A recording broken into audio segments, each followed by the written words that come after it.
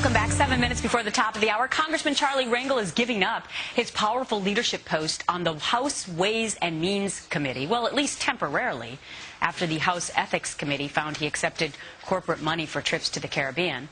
There's a lot at stake here, so what does this mean for the political landscape? We're joined by two congressmen, New Jersey Democrat Robert Andrews and Arizona Republican John Shadegg. Good morning, gentlemen. Good morning. All right, Congressman Andrews, this is your side of the party, the Democratic side. Do you agree with the fact that Charlie Rangel stepped down, at least temporarily?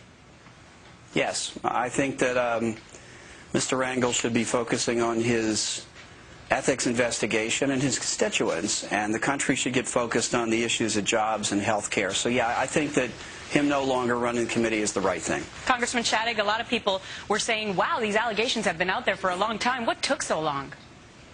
I think that's a great question. I think in matters of ethics, you ought to act, not react. In this case, House Democratic leadership decided to wait and did not act with regard to Mr. Rangel until it became evident that they had to act. Indeed, there was going to be a vote on the floor of the House that would have been embarrassing for Democrats, and so they reacted, and now he stepped aside. I think that's a good thing. Congressman Andrews, where do you fall on the line with regard to temporary or permanent? Well, I think that that's a decision the House will make when the Ethics Committee has finished its investigation. Look, the people that I represent, and I'm sure it's true, John's constituents, want everyone in positions of authority to be trustworthy, but they want us to then get to work on the things that affect their lives. And that's what we're going to do, and the Ethics Commission, or Committee rather, will finish its work. Well, it's true, is it not, Congressman Shadegg, that the allegations facing Charlie Rangel that haven't even been discussed yet are even more serious?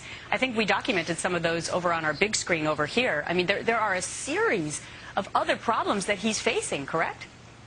Yes, absolutely. And they go, quite frankly, to the jurisdiction of his committee. They go to allegations that he didn't comply with the tax code, of which he is, at least as chairman of the Ways and Means Committee, the author. I would agree with Rob, though, that this is a distraction and that it's very important to us to get on to the people's work and do what needs to be done. They want us working, most importantly, on jobs in this economy.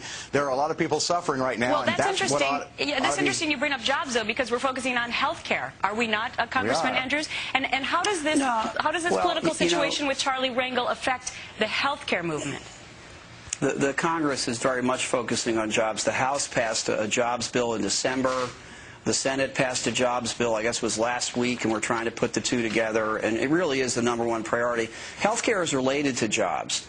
Companies that are being crushed by high health care costs find it very hard to grow and hire people. John Shadegg, by the way, is one of the members who's been working on this problem for a very long time, has some very creative ideas about interstate competition that I happen to agree with, and we're trying to work into the bill. So I think that health care is about jobs if it's done right.